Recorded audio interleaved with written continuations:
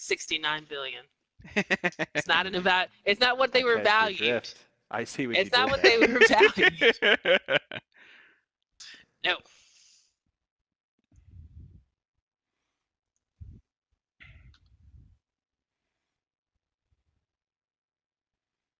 Next podcast, I'll tell you my theory on where trickle down theory really came from. But we will talk on that later.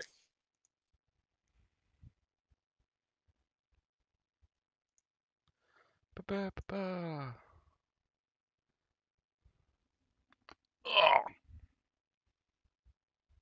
I forgot I got this gun.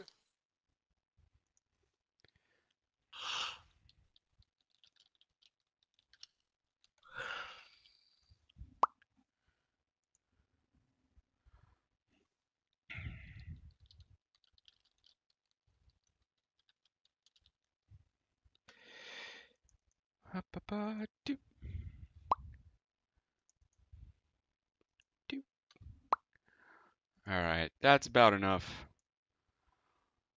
Masturbation. Leave.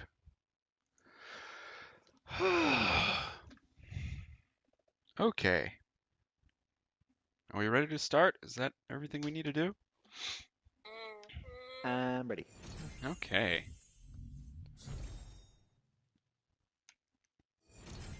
Yeah.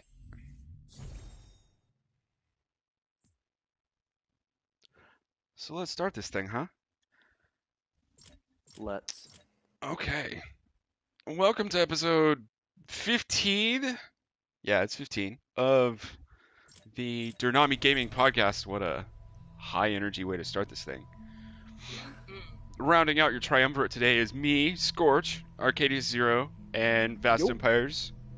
We're going to be talking about EA and some of the things Bungie's doing and some Fortnite stuff. And we also played the Final Fantasy 15 multiplayer that I'm sure we have a few thoughts about. So, what do we want to trash talk first, you guys? All right, first we got to throw down the stats. And the stats. Do you want to start off right with now. like the whole cake, or do you want to move like in? No, like slowly. No, 3-year-old hands diving into cake. Like, do not care. All right, let's do it. So go for it. That means that we are going to be starting with EA and their terrible, horrible, no good, very bad plan to bilk all of their paying customers for more money with their loot box fiasco. I see what you did there.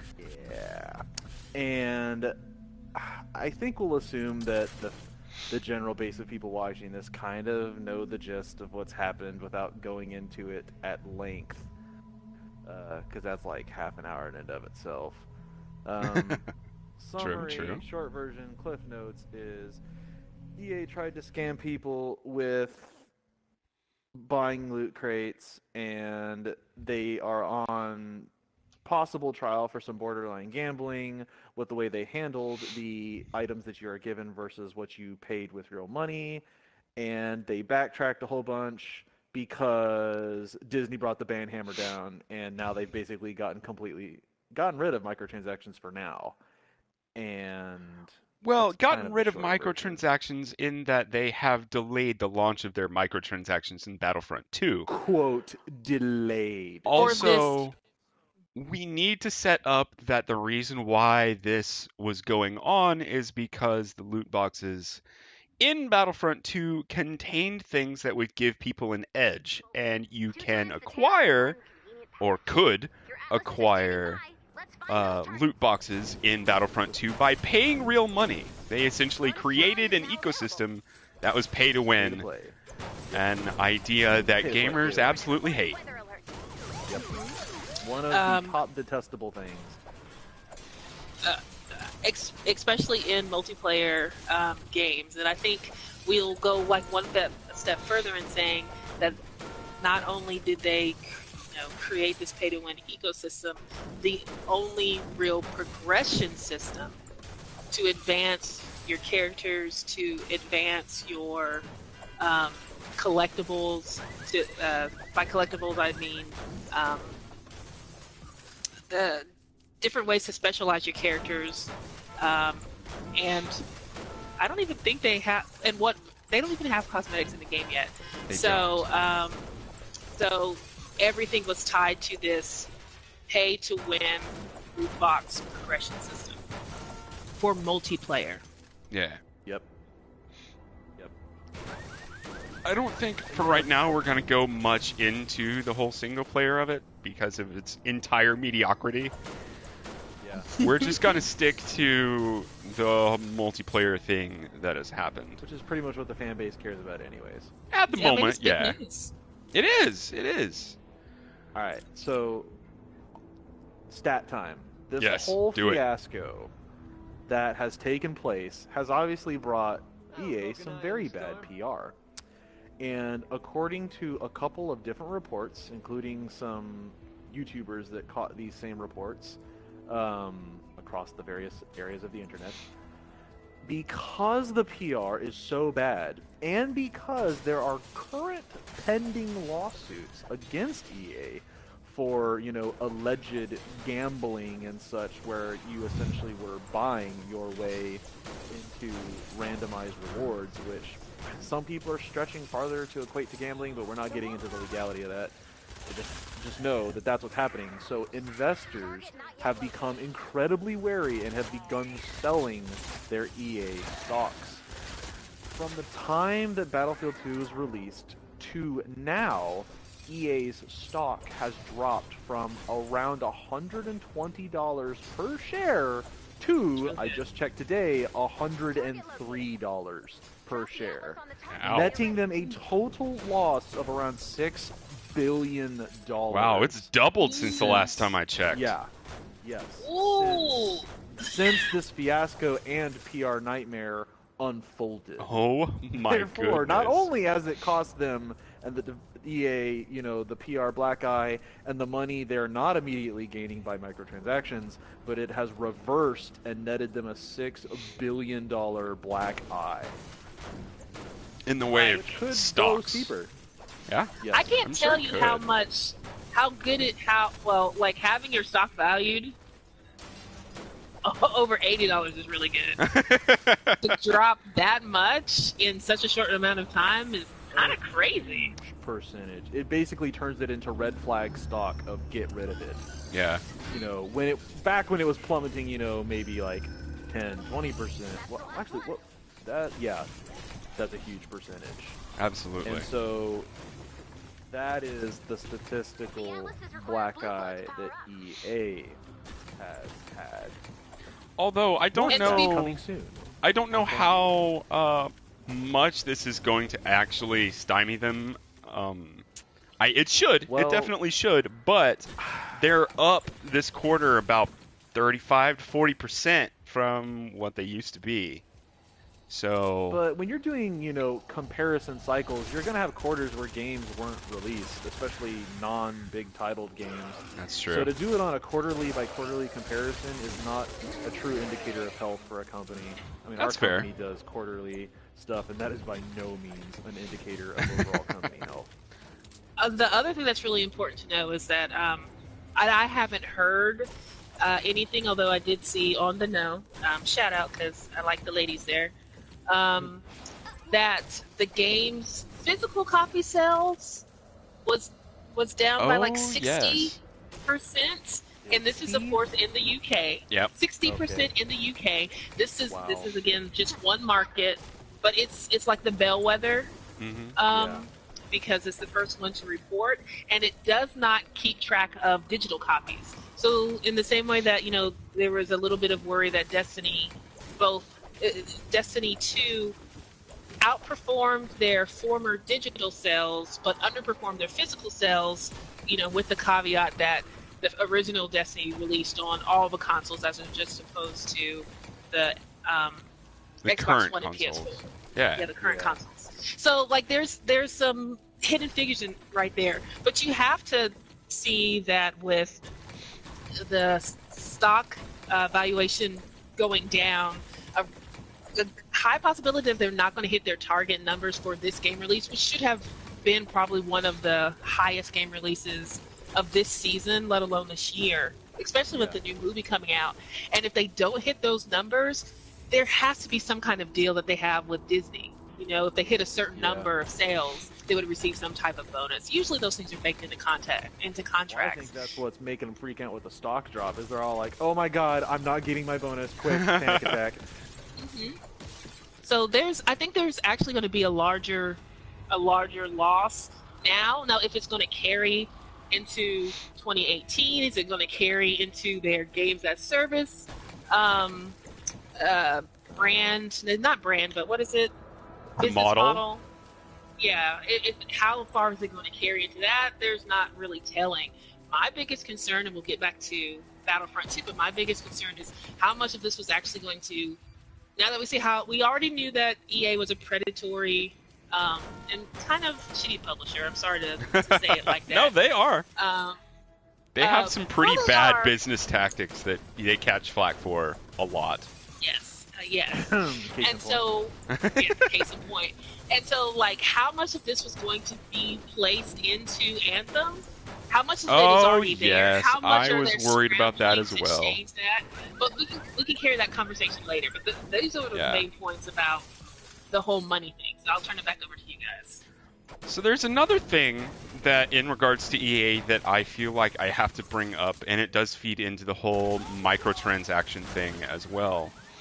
And it's that they currently hold the keys to the UFC games in their lineup of sports titles, and they have a game mode in their UFC lineup that works very much like the microtransaction system that we saw in Battlefront 2. They released it last year as close to pay to win as you could possibly get, and not many people. It didn't catch that amount of publicity that you think it should. Not many people played it, and I haven't run the numbers on it. I don't play sports games or UFC games or anything like that, but I figure that since they got away with that, they went ahead and attempted it in a larger title like Battlefront. And they should have known, though. Oh yeah, absolutely. What I'm getting at, though, is that the next iteration UFC game just had a closed beta a week or two ago, in which they had framework in their game very reminiscent of the pay-to-win model that was so bashed in Battlefront 2.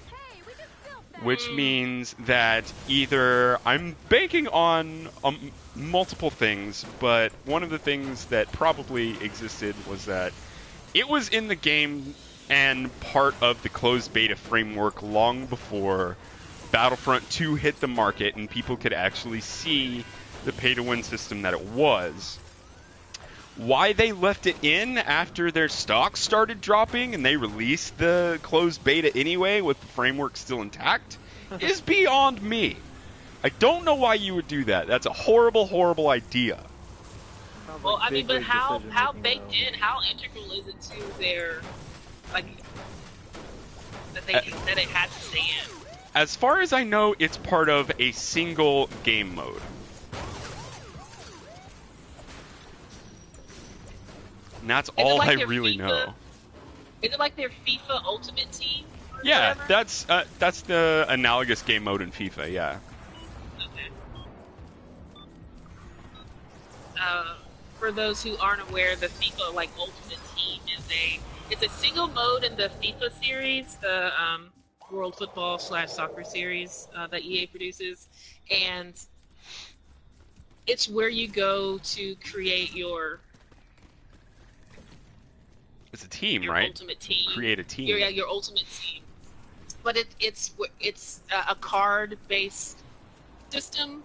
So the loot boxes you get are cards. Essentially, you're purchasing cards for players, and if you get the legendary cards, you get legendary stat boosts on those players, I believe. So if you're looking for a Lionel Messi, or if you're looking for a Cristiano Ronaldo to add to your team, you have to go to the Ultimate Team. You have to pay for the loot box, and then you have to roll for the chance to get that player, and then use him to play against other people. It's not like a single player mode, it's a multiplayer mode.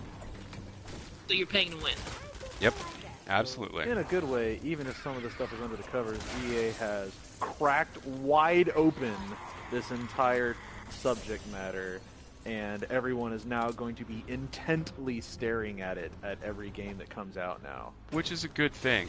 I also Yes. think it's a good thing that Disney, the holder of the contract for doling out Yeah. Star Wars Got them to games, straighten reined their them act. in. Yes. Well- and by reined, made one phone call and said, hey, you fix this Yeah. right now. I mean, but look at it from Disney's perspective. Like this is Oh, this yeah. is the second year. This is the second year that EA has produced a substandard, and I say substandard to the gaming industry, but also substandard in entertainment value, just across the Yeah. board, Yeah. for like Yeah. one of the most popular brand universes, entertainment universes ever of all Yep. time. Like, you just put Star Wars on it and it will sell. People love Yeah. it. Mm-hmm. And they have tarnished Star Wars, not and then a beloved franchise in the Star Wars universe, not once, but 2 times. Like, that's terrible. Yeah. Like, how do you screw up Star Wars is the thing. It's so easy. Because Yeah. people love it. You get a pass with it, and they have messed it up twice. Yep. To the point where a Star Wars game has cost the company $6 billion. It should be the opposite. They should have netted them that plus. Oh, Given yeah, them all bonuses, absolutely. And they would have all had brand new Lamborghinis. But no.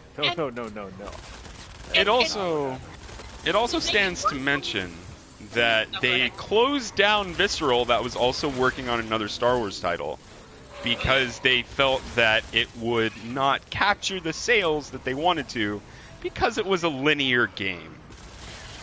Reading between the lines, we don't have a system in place that will continue to draw players' money, so Therefore, we we're don't not going value to it. execute it. Yeah. We, as in EA management, do not value it. Yeah. It does not play into our games as a service model, therefore we're not going to produce this type of game. Which is Which really is sad. Very sad. Yeah, really awful. All right, I think we beat that dead horse. Time to go to the next dead horse. Are you sure? I'd Which- like to continue to beat it. Really? Yeah. Do you have I mean, anything I else don't to really top have it off anything with? else to say other than, Well, man, I it mean, if we're sucks. just beating stuff, let's get a new topic to beat on here. Sure, we can. And that is the D word, Destiny. You had to do it, man. Yep. We don't even play it, and we're still talking about it.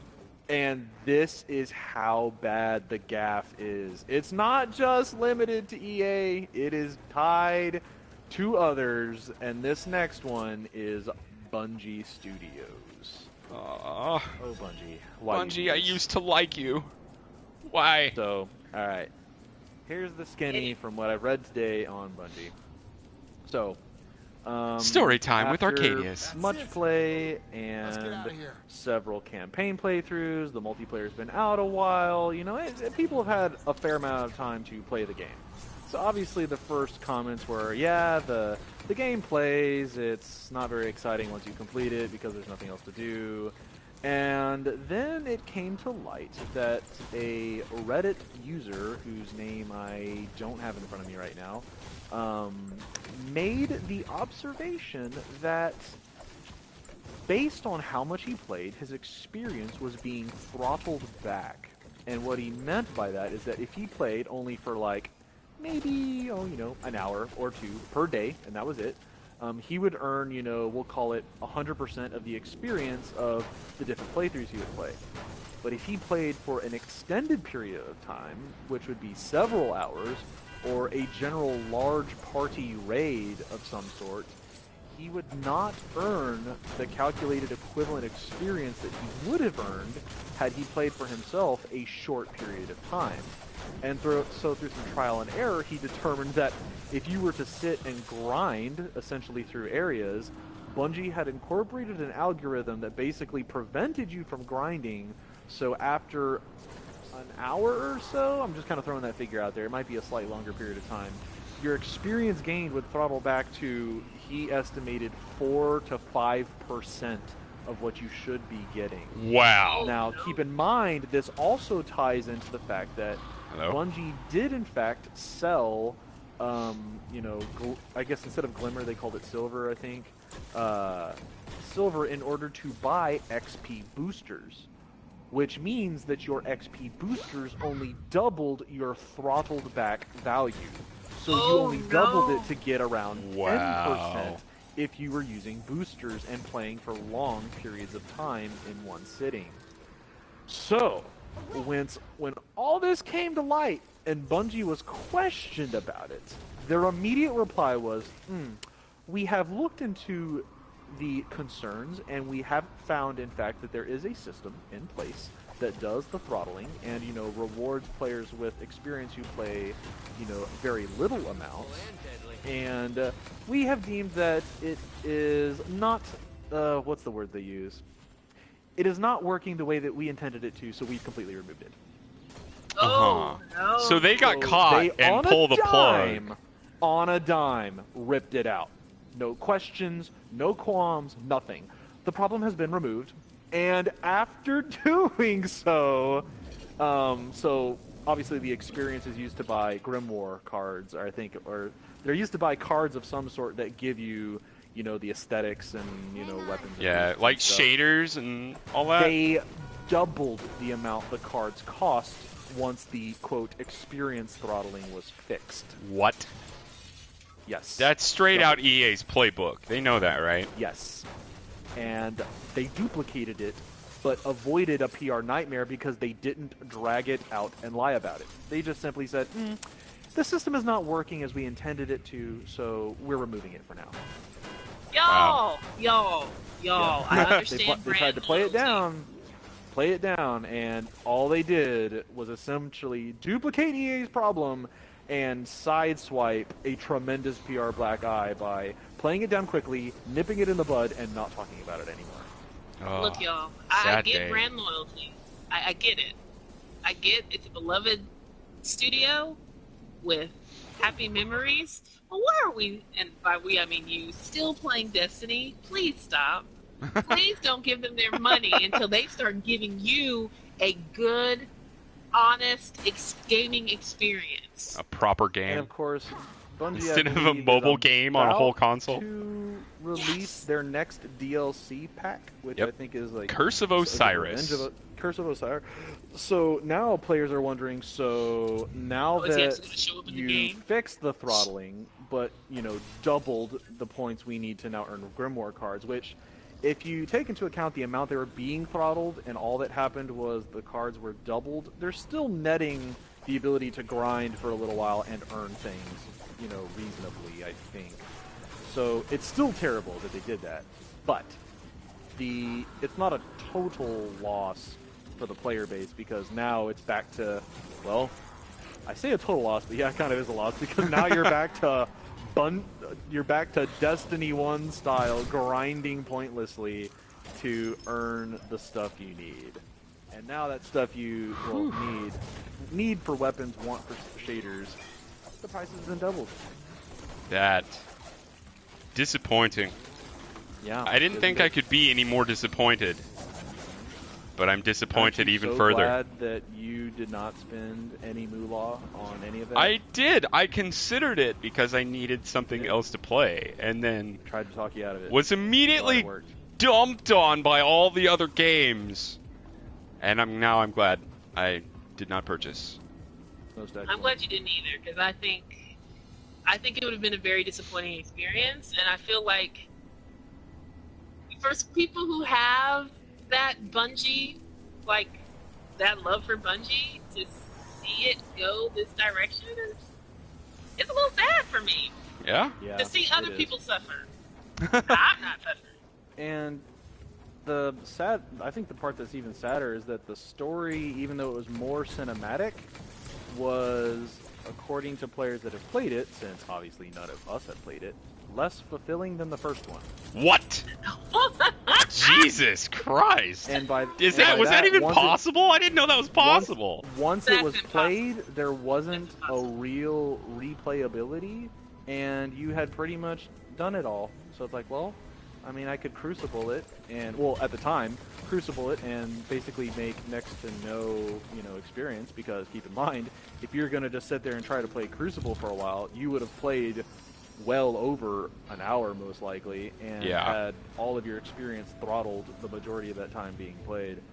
So that's why most people were like, well, we're not really getting any ground, not gaining anything. Played the campaign, did it, and yeah, there's nothing else to do. Okay, Man. can I fix Destiny for us real quick? Go for it. Just real quick. I'm like, this is not gonna happen. But this is what they should have done for Destiny 2. Okay? Made a game. Yeah, they should have made a real Good game stuff. with a real story. And honestly, like, Titanfall 2 was not the greatest game ever. It had a But great it was campaign, a solid, though. But it had a rather solid enjoyed it. campaign. I liked it. Like, I liked it a lot. And I'm not trying to downplay how much fun I had playing it. I'm just saying, like, I saw some flaws in the game, but I enjoyed the hell out of the campaign. Oh yeah. They need some innovative, fun campaign battles Yeah. with an easy story. Let's say a time travel story, and then done. Boom, you're Yeah, done. That's But kind they're of what not they gonna did. do They just spliced a little time travel, sprinkled some giant robots in there, and boom, instant fun game. Giant Yeah. robots. Dude, Destiny put needs giant robots. in anything, and Don't bring. you'll They're have just gonna more ruin success. giant robots for everybody, just like they ruined space. It's gonna be like what, $1.50 for each limb or something like that. Yes. Oh, Jesus. Also, there's a storm chest over here if you want to do it. Yeah. Upcoming. So- Oh, my okay. The Bungie goodness. stats. Yeah, So let's since hear them. the beginning of gameplay, now I wasn't able to corroborate this with as many multiple sources, but the estimate based on an average of the physical sales and the online server play, Bungie player base has dropped 75%. Ouch. Or Destiny, sorry, not Bungie, Destiny. Did I say Bungie? I think I said Bungie. Destiny player base has dropped 75%. Well, all I can really say is you reap what you sow. I mean, Yep. if you make an unfulfilling game, people are gonna run away from it You're gonna as get soon as they unfulfilling get something results. new in their hands. And there have been Yeah. some solid offerings this game season. I mean, certainly not Battlefront 2, but yeah. No. But I'm talking, and let me say something to you, EA CEO and CFO. I'm speaking specifically of single-player campaigns, like Assassin's Creed, and to a Yeah. lesser extent, Shadow of Mordor. Shadow of War. War, yes. Yep. Yeah. Shadow of Tokens stuff. Okay, You know okay. what we're You talking mentioned about. those two, but we failed to mention Horizon Zero Dawn, which knocked it out of the park for what you can do with a Home single-player run. story. To anyone Oh, yeah. listening, go play that game. If you don't own a PlayStation, it's literally almost worth the price of that It absolutely is worth the price of the console to play that I game. mean, I say almost because some people are legitimately tight for cash, but if you want a utmost solid campaign and don't really care about multiplayer so much, perfect game to get. It's great. It's wonderful. I can't bring myself to do like what other people do and play that game in hard mode, but because that would just probably ransack me. We had, But, you know, tried. yeah. I've tried it, and it is hard, but I don't think it's not doable. You just Well, actually we know have it's to doable because use friggin' all of Danny it. has done it. Yeah. God bless her soul. member of our community. Yeah. But you just need to do like play all of the. This is another conversation altogether. But you like play all of the weapon types. So also use your traps and also use your ropecaster and also Well, yeah, you use your gotta stealth. be smart. You can't Yeah. just horse around and be like, I'll try this. No, you gotta be like, okay, I have to use this exact item at this exact angle. When he gets close, I'll use these items. Like, oh Yep. yeah, it's So we have You can't a just dodge and roll, bitch. You gotta move, huh? yeah. We have a comment in our chat that's saying they're waiting on it. They're waiting for Horizon Zero Dawn on the Switch. It's a joke, by the way. Yeah, But you might be waiting a little while. Albadar. But if you want Horizon Zero Dawn on the Switch, go ahead and get Breath of the Wild. Yeah. Breath of the Let's be honest Wild here. and Super Mario Odyssey are solid hits for the Switch. As a matter of fact, if they brought a few more titles to it, I would absolutely pick up a Switch, but now is not the time. I only need them to make one more solid title and I'll get it. They also mention, our wonderful person in the chat, Albadar, says it just took Skyrim about 6 years to get on the Switch. Some things can't. All good things take time. They need to stop beating that money pinata already. Bethesda, make a new Elder Scrolls game. Don't just reiterate Skyrim, please. It's a sad, pulpy pinata. Oh now. my god. They're like smacking concrete with a bat at this point, right? Like there's nothing left. With little confetti shards kind of blowing in the wind. Yeah. Those are the stats I had memorized for today. Man, and they're not good. That hurts. Good. That hurts to hear. I don't know anything in the way of Bungie monies. I think their stocks are relatively unaffected. They're just happening to have a bit of player whiplash, but it sounds like based on the fact that people aren't complaining about the game, they're just straight up stopping. They stopped playing it. Well, that's good. Yeah. That's what we should do, honestly. When you're moving to, and this is increasingly apparent in the gaming industry, when you're moving to a games as a service model where you don't make all of your money up front on a purchase of just a standalone title, the way that you can seriously show people that you don't like what's going on and you have had it with their shit is to stop playing in their game, to not contribute to their economy that they want you to be a part of. Yeah. That's honestly what needs to happen at this point in time. Real talk. Yeah.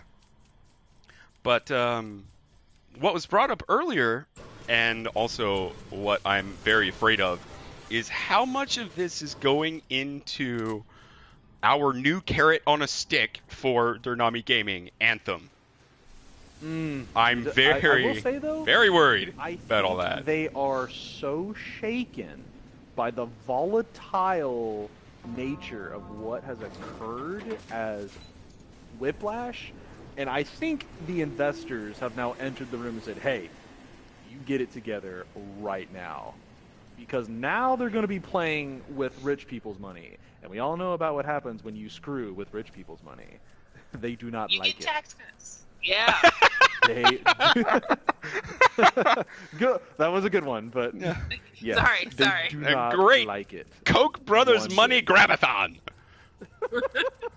No, but I mean it's true. It's true. No, so, yeah. And what's really going to happen is they're going to iterate. They're going to say, okay, games as a service. The public is not ready for it yet. The gamers they're going to put it in their back pocket. Yet. Yeah. But what is the next best thing? What can we do to get their money? What can we do to provide as little service as possible for the most amount of money? Let's go and take notes from our friend the cable companies here and see how they do. Yes. You know. And then okay, don't possess a soul. We got that down pretty good. So what else could it be? Our friend in the chat says Anthem, Destiny by any other name has the same problem. Yeah, we're worried about it. We definitely are, but the trailer was big and nice and shiny, and that still kind of works on us because big and nice and shiny things are very nice. And I will say that this game, it still has a better chance of having an actual story-driven sci-fi fantastic setting. I mean, it's still in progress. It's not a done deal right now, so it has hope. I mean, we say that, but Mass Effect was a flop for this season as far as money goes, and this is the same, admittedly different arm of the company, but it is the same company. And When the you same talk about focus. different arms also of a company, though, there truly can be a hefty amount of difference between different segments of the same exact company, which segments of that company almost work autonomously and obviously are governed by the big kahuna, but the it's big not kahuna. entirely indicative, or not entirely indicative of, overall health. Yeah. What I'm saying is, though, that we need to Yeah. keep an open mind and we need to be wary Yes. of our The thoughts shysters. and ideas. Just keep everything in mind, like all things considered, rather than jumping into it because, it's shiny. Yes. Ah, snap! What happened? I just fell. Oh. Why do I smell macaroni? Who's cooking macaroni at this time of night? Probably no one. So, what else do we have to talk about this podcast? We've only been going for about 45 minutes. We want to hit the Final Fantasy 15 multiplayer. What do we think about that? Yes, please. Okay. So, the Final Fantasy 15 multiplayer came out a week or two ago. It's called Final Fantasy 15 Comrades, and it takes place in between the time where Prince Noctis, I guess is his name, disappears from the world and returns to the world. That 10-year gap, or however long it is. And you play a Kingsglaive that is tasked with essentially what it pans out being is doing hunts in place of Noctis. But you do it with friends, up to 4, or up to 3, rather. Well, the other premise is that you're basically cleaning up the place to give stranded people power. Yeah? Because they don't have power, and like you just said, performing hunts just like Noctis did, except your goal instead of the main campaign goal is to just literally survive, clear out bad guys, so people can continue to survive. Yeah. So far, I've quite enjoyed it playing with our trio and occasionally members of our community. Eventually, I imagine it will be more important to pick up a 4th player that AI probably won't carry its weight much further than where we are. So, anybody from the community want to join us, go for it. I'm all for it. So what do y'all think of the multiplayer? Ladies first. Thank you. I am a lady. I would say that I wasn't sure. I wasn't sure what to expect, because Final Fantasy standard games aren't really known for multiplayer. They're involved in single-player experiences, except for their 2 online games. Although, who knows what's happened in Japan? There may have been like some old, I don't know, Super Nintendo Final Fantasy games that have multiplayer. Who knows? But was the microphone just unplugged on you, Vast? It kind of sounded like a kapop. Yep. yes, that happened. Okay.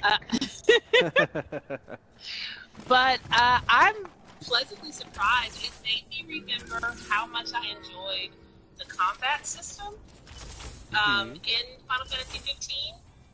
It's really fast-paced, and it is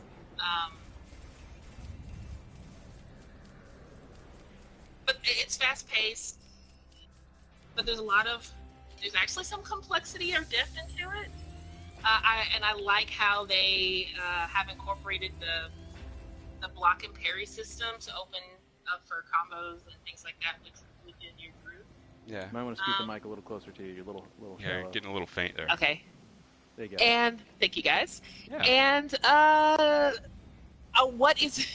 what's really going to sell me on this game, because I am a cosmetics whore in games, I really want to see them break out a little bit. I want to know how far into the game I have to progress until they actually give me like an all belt like thong set.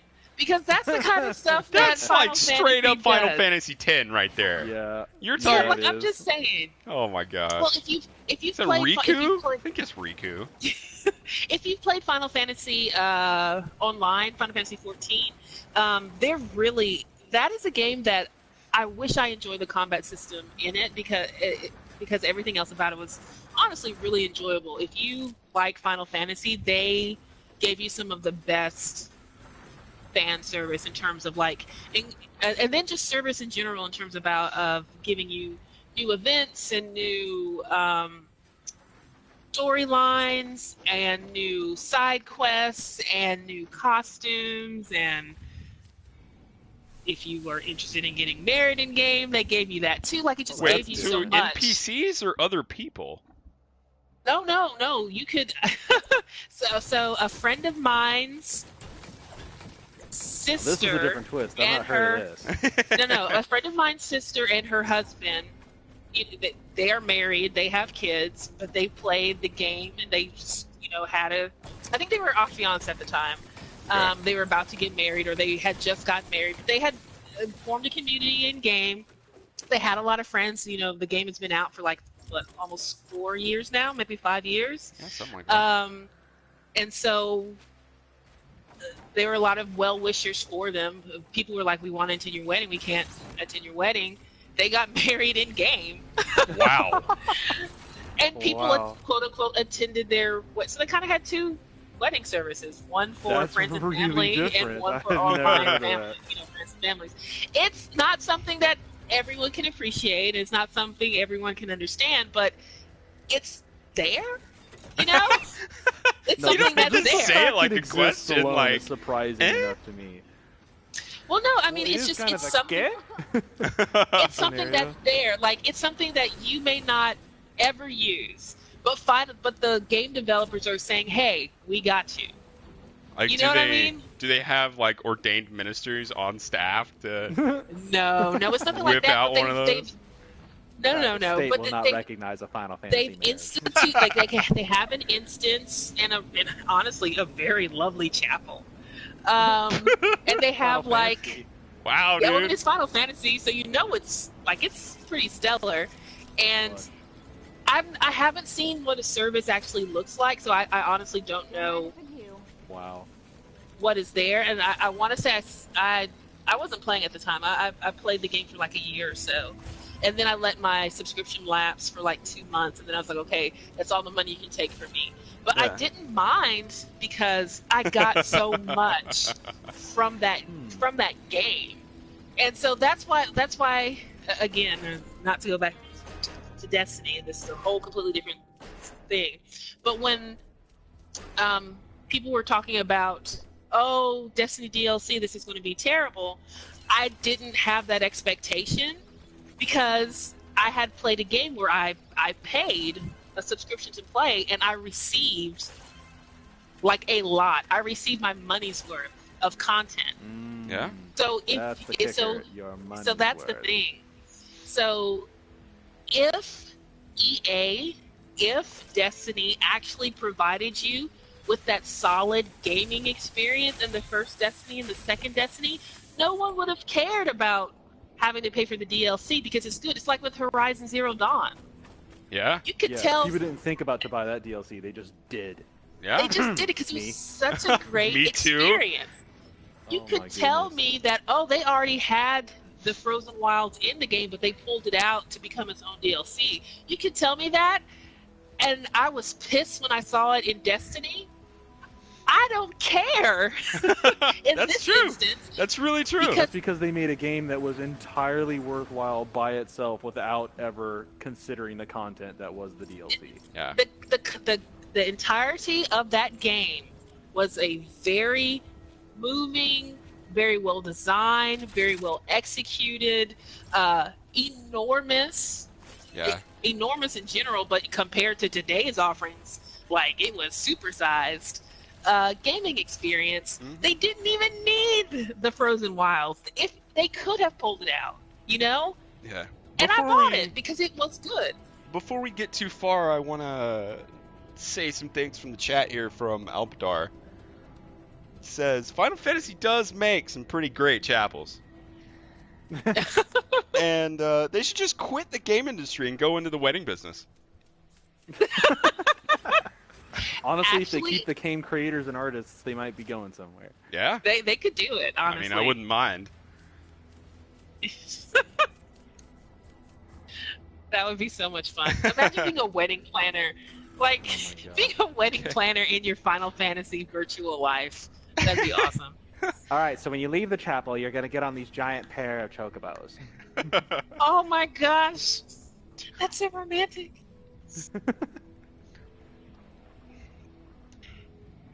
But yeah, I'm sorry. I kind of derailed the conversation. I No, took it's it a couple fine. different places, I but- enjoyed the shit out of it. That is awesome. I mean, I gotta say that it definitely plays just as smooth and just as familiar, even though the controls for Final Fantasy are still a little odd to me. Still plays just as familiar with the campaign Final Fantasy, and I noticed that you don't have quite the handicap of things to tell you, weaknesses for this and that enemy, but the same weaknesses still apply. So to the people who played the original game, this will be like just getting back into the groove of things. And Agreed. that's a little more enjoyable, especially if you're playing with a lot of other people, and you could just have unspoken, ridiculous tier combat without having to say a word and have a lot of fun. Yeah? Yeah. It's quite Agreed. enjoyable being back in that world. I quite enjoyed Final Fantasy as it stood, even if I'm not going to call it like a super incredible stellar Final Fantasy game by Final Fantasy standards, but it was definitely a good game and it's still worth playing. I think Yes. they may have specials on it every now and again if you're interested in picking it up, and at this point it might be a bit discounted if you want to take a look at it. It might be. They might have bundled it with the the multiplayer thing was free, if I'm not mistaken, I think. It was if you So- had a season pass. It's part of the season pass. And here's another thing about the game, and again, I'm not sure how much of it is tied to the season pass, but if this is a games as service model for a single player experience, I'm not actually that upset about it, because even with the base game, they've provided you with additional content and service to keep you coming back to Final Fantasy 15 in the form of the 2 or 3 different festivals that they've had so far. They've added new cosmetic content to the game, if that's what you're into. And I feel like there's supposed to be sometime in the next year an expansion of the... Or maybe it was this year and I just missed it. They were supposed to do an expansion to the Stay in the fight. in-game hunts in the Okay. game. Okay. So I don't know if that just means they're going to release like 10 new hunts to the world or something like that, but that's something that they're doing with the base game. So Yeah. All right. At any rate, I'm about ready to press the go button. How about y'all? hit it. Who's breaking our wall over here? Oh, I just cleared them out. Couple spawns. Okay. All right. Go whenever y'all are ready. Yeah, I'll press DOS button.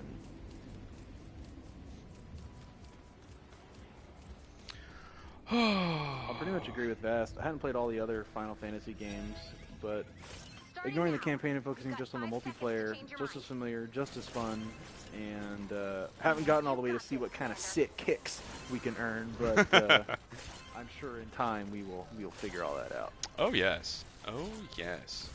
One step closer to extinction. Can't wait, man. I guess what I could hit on, since it's been a month since we did a podcast, there are many things that were going on.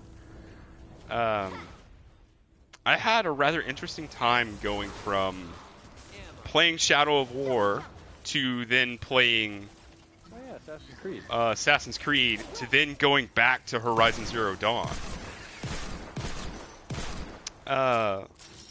Strictly from a movement perspective, Shadow of War is very reminiscent of how Assassin's Creed has reworked their model. Or, no, rather, it's closer to the way it used to be, where you had a button to make you go fast. And you can tell that the Shadow of War model of movement is like, fairly refined from how it used to be. I had a few The first Shadow of clunky instances in Shadow of Mordor. Trouble at our fort. War? No.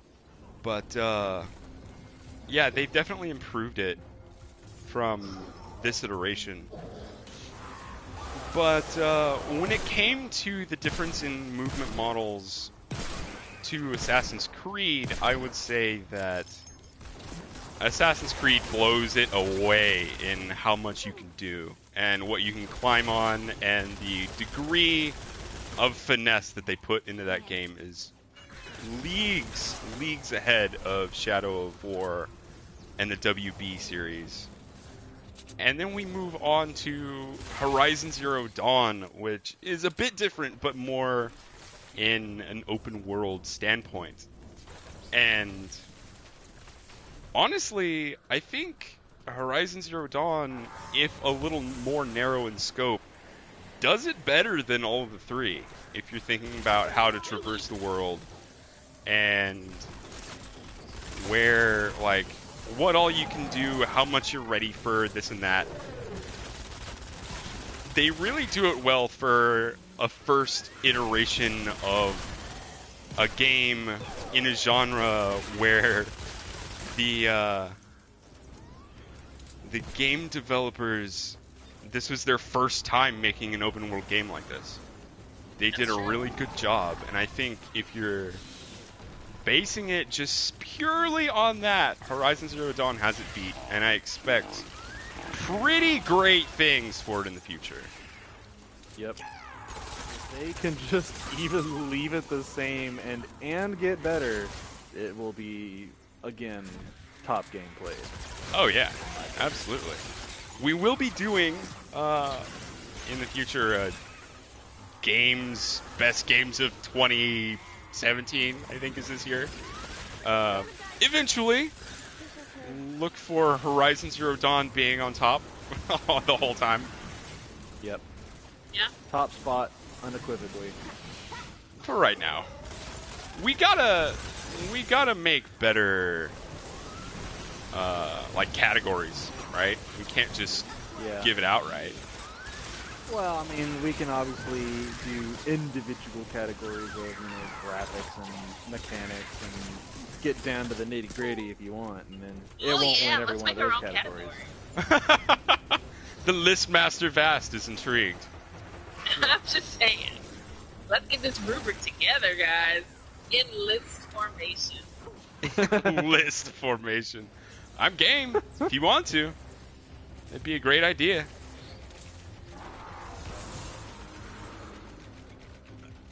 There's so much to look forward to. I think, guys, it's probably going to be a little closer to Christmas, but I'm going to go ahead and do a pre-order. I don't do that very often, but Monster Hunter World. All right! Didn't want to do it. I'm so glad you said that. All of us were so ready for that game. Well, so here's the thing. I was already thinking about it, but I have to thank Warframe for it because I really didn't think I was gonna enjoy hunting something. But I know that this game would do it better, and so I'm kind of excited to see how those mechanics work. And also the little cat things. The Palicos. Palicos. Oh yeah. Gotta trick out Palico with some sick threads. Oh yeah. As he assists you in the hunting. I can absolutely see Arcadius just loading Palico up with heavy armor and just letting him go up there as a damage sponge. His little knife is as big as some people's swords. That's gonna be great. Dude, I can't wait for that game. Quite a few people in our community are waiting for it too. It's gonna be a great thing. Oh gosh. That just reminds me, I want to go back and check and see how Dauntless is doing. I never played that game. I didn't either. It's on the PC, so I wanted to just try it while it was in like open beta or whatever. Later. But Yeah.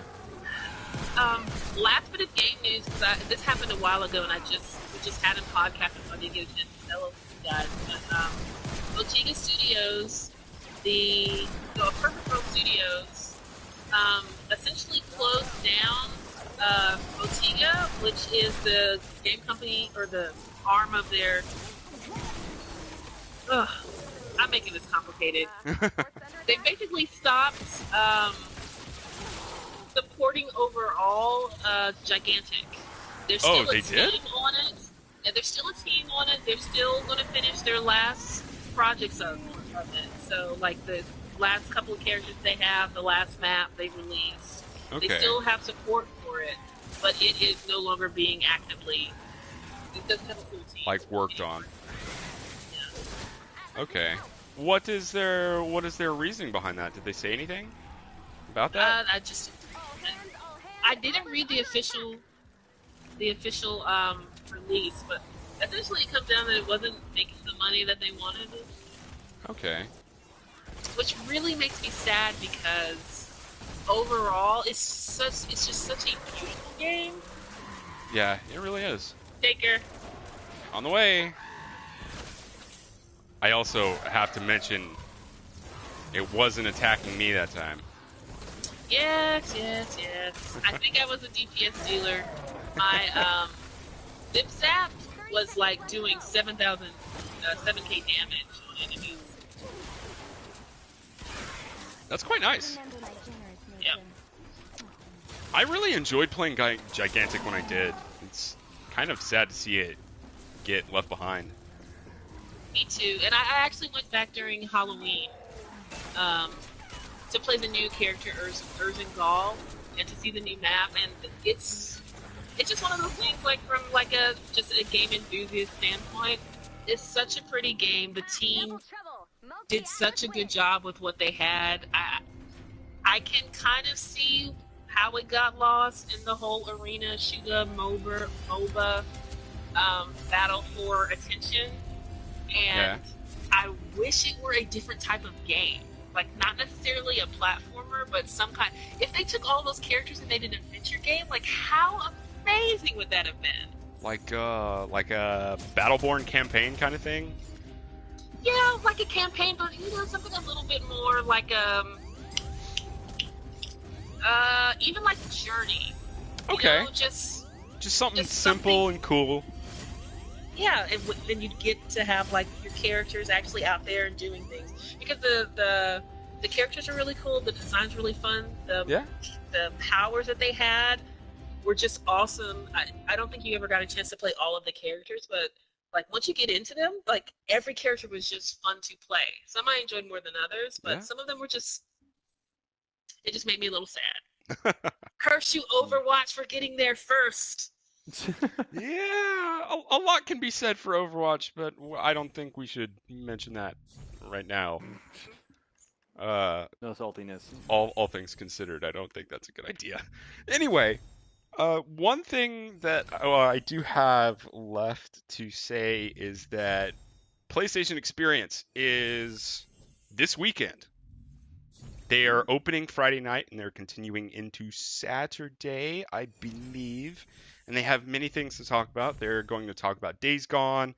They're going to be talking about The Last of Us 2, which has come under fire recently. That and Detroit Being Human, they're two first-party flagship titles that they're working on for PlayStation and Sony as a whole, along with a big block of time that they've blocked out that just says big announcement. I don't know what that would be, but I'm interested in that.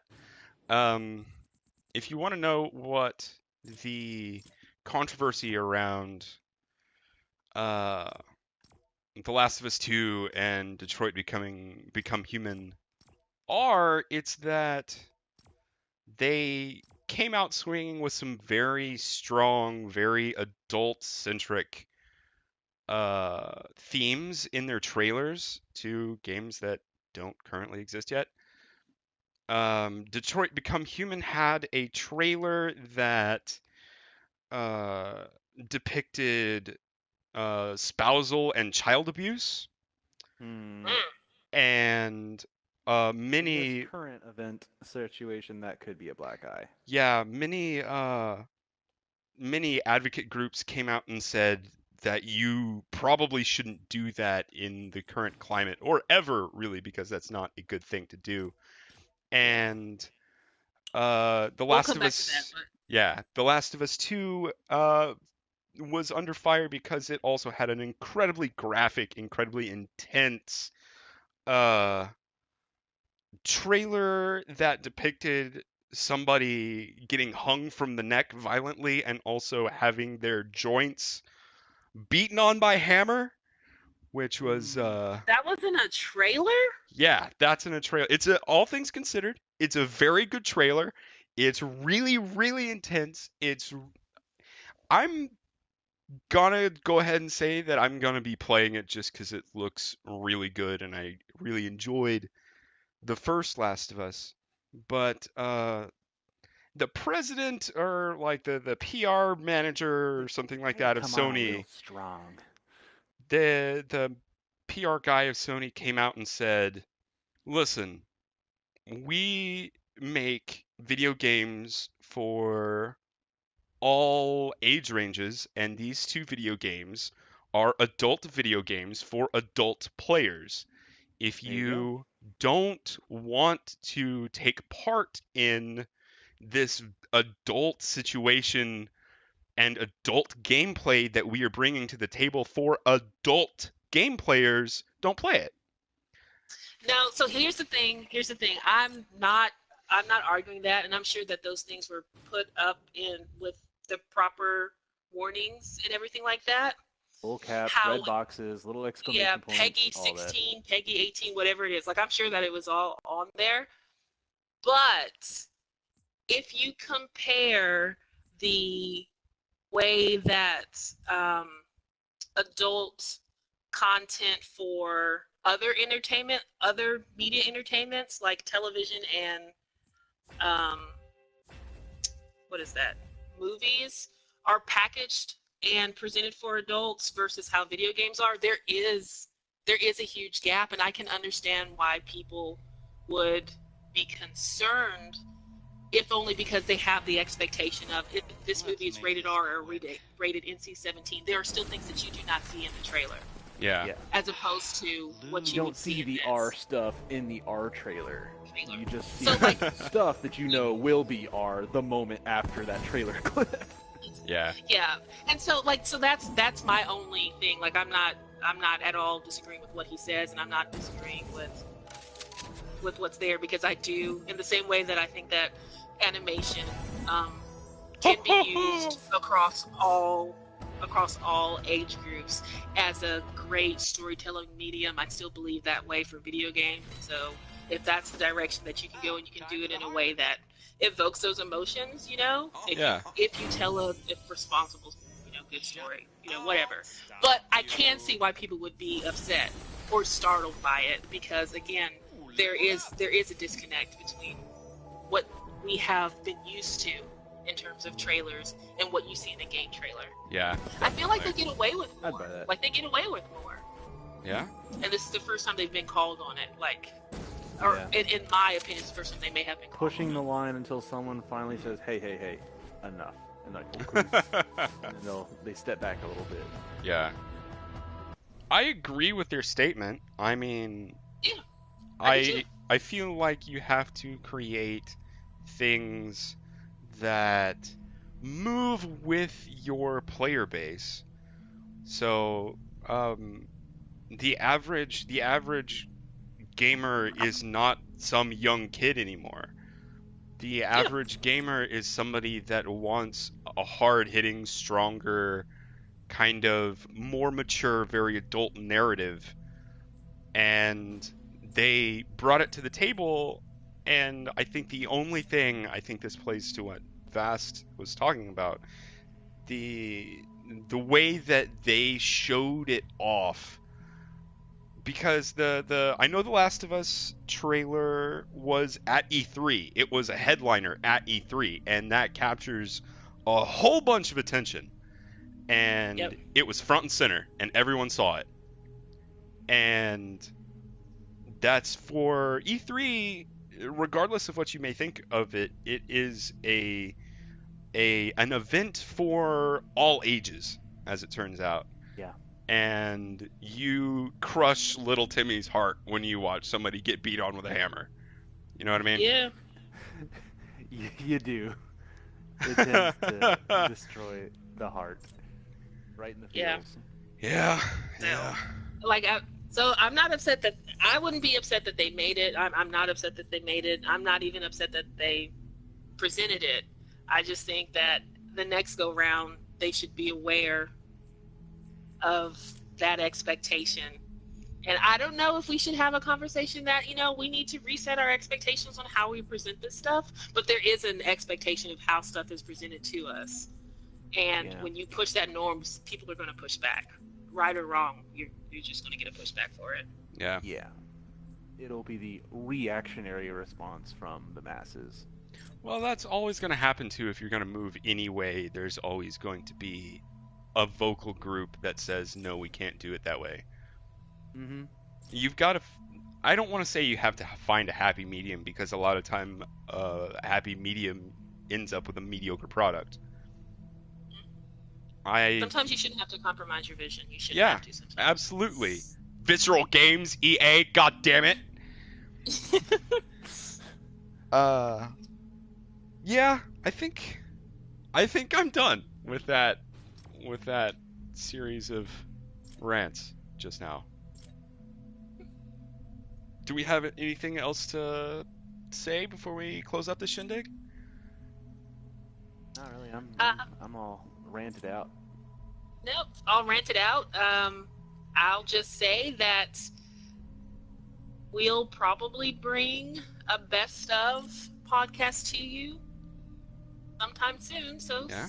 look forward to that Yeah. once we get our list together. Hopefully it will be within less time than a month. Hopefully. Yeah. This was an incredibly long amount of time for us to not sit and have a podcast, or, it's been a while since we've actually, all been in the same chat. Conversed. I think it's been 3 Yeah. weeks or something like Yeah. that, because of all of us holidaying with various relatives and having other things go on. But Yeah. hopefully we'll be around and we'll be more active as a group in the future. And Until when I say January. future, I mean between now and Christmas. Yep. Yeah. Okay, I guess that's it. Thanks for listening to us talk on and on about nerd shit for the last hour. If you liked what you heard, go ahead and subscribe to our channel, share our stuff around. We'd very much like to grow our community so that our illustrious voices can reach more ears. I have been Scorch. I was joined by Arcadia Zero and Vast Empires. That's our big three. And we will see you another day.